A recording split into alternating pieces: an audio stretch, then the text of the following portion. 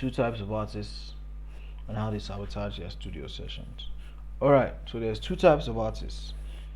Number one is the technically proficient, serious artist. Alright, now these are the people who, if they rap, they aim to be Kendrick Lamar, and if they sing, they aim to be Beyonce. So these people don't play around. Alright, they always know their stuff. They're always very, very good, very, very technically good. Like they have their bars, they have their notes, all this stuff, all that stuff.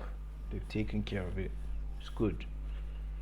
Now, how do these guys mess up their studio sessions? Number one way they mess up their studio sessions is by being controlling, extra controlling.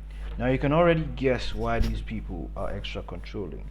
They're extra controlling because they want everything to be good. And they want everything to be good because they focus on competence in what they do.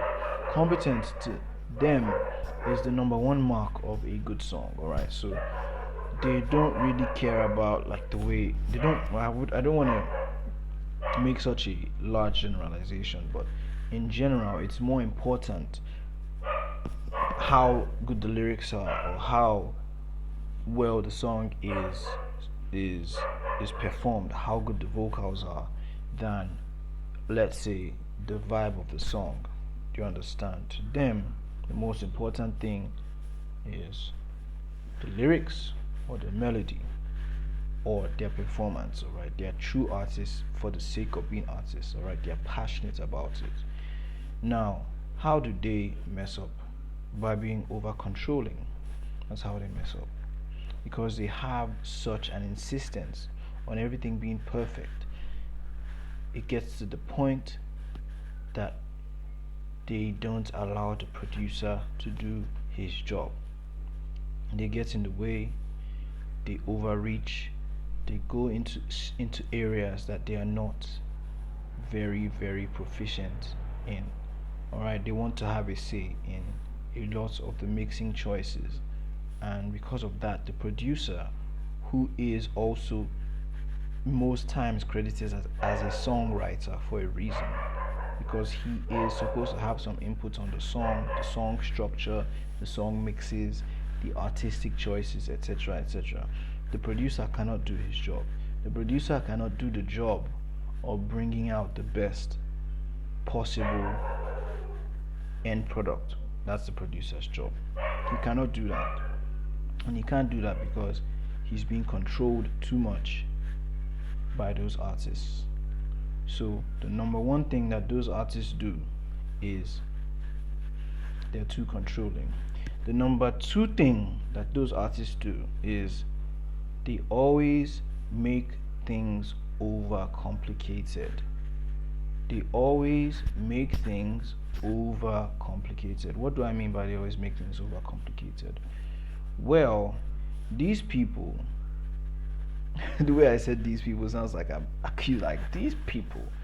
No, they always make things over complicated, as in, because of how important being technically good is for them, alright? Because they grew up in rap battles, they grew up in singing competitions, they sing in church, they hear every note that's wrong, they listen to every bar. They tend to focus more on that. And so they tend to lean towards making songs that appeal more towards their contemporaries. Now, who are their contemporaries? Their contemporaries are people who are in the same line of work as them. Alright, so if Kendrick Lamar is one person, his contemporary is J. Cole. Now, Kendrick Lamar could have a choice of making music to please the fans or to please J. Cole. If Kendrick Lamar chose to make music to please J. Cole, he would be focusing more on impressing his contemporaries. And how would he do that? Well, he would make his songs have the craziest bars, the sickest double entendres, the most insane lines that you need two dictionaries to get, alright? And actually, Kendrick Lamar is kind of like that, right? So that's how some of those artists are. But sometimes when you do that, that actually sabotages your song. How does that sabotage your song? Because in making songs to please your contemporaries, you are neglecting your audience. Now, your audience consists of everyday people. All right, your audience consists of guys, girls, young people, old people, consists of people from all let's say works, from all walks of life, right? The audience consists of people from all walks of God. I'm having a hard time saying your audience consists of people from all walks of life. It's like a tongue twister. It consists of people from all areas of life. Your potential audience consists of those people. Now, if you if you neglect them, then bad things may happen. You miss out on all those people, on such a large audience which can take your music forward, because you're making music not for their enjoyment but just so that you can show off to your contemporary about how good you are, and so you tend to make your songs overcomplicated. So those are two things that artists who are very technically proficient and who are very focused on the quote unquote quality of a song do. They are over controlling and they make their music too complicated. That's how they sabotage their songs. Now, the second classification, the second class of artists are the fun, vibey artists. Now, I've named two classifications of artists, but I don't want you to think that I have any preference. I actually don't. Each one has its pros and cons, and each one comes from a different place, from different lifestyle choices, both of which I respect. But these artists, alright, now back to the topic. These artists, when I say these, it sounds like I'm insulting them. Artists like this, they focus more on making music that's fun, vibey, party jams, enjoyable songs that just feel nice. Alright, they are the ones who tend to make more pop songs, more not quote unquote deep songs. They don't make those kind of songs. They make songs that are more, you know, vibey. They focus more on vibes. Now, what is the number one problem? These dogs keep barking, I'm sorry. What is the number Let's just wait for them to stop. I think someone is disturbing them. Forget it. I'm sure you can hear me. What is the number one problem with artists like this? Well, number one problem is they're not always prepared. Now, because of the nature of their lives, because of the psychology behind the kind of music they make, right? It's more like funny. It's more like fun. It involves more partying. It involves more chilling. It involves more enjoyment. It's not as um, serious as the other kind of music. They that is how their lifestyle usually is, right? That's the kind of lives that they live. And because of that, they're not always prepared, they're not always practiced. They're more of the people who like to just take things as they are. And the disadvantage of that, because everything you do in life has its pros and cons, the disadvantage of that is sometimes they come to the studio and they're unprepared. And because they are unprepared, they are not performing at their full capacity. They are usually performing at 50% of their capacity. The verse that they have, which is very, very dope, may not come out well because they've not practiced it, and so they are making the mistakes in the studio, and then what they do is not the greatest take that they can do. So that's one. They are usually unprepared, and that sabotages their songs. Another one is they are disorganized, or they do not always pay attention to what they're doing. Now, music has rules. I would advise every artist to learn some music theory. Music theory is learning about keys, notes, chords, scales, singing on key, pitch, etc. etc. That's what music theory is. Now, I would advise every artist to at least learn a bit. I know a bit, and it helps me. It's taken me a long way just to learn all these things.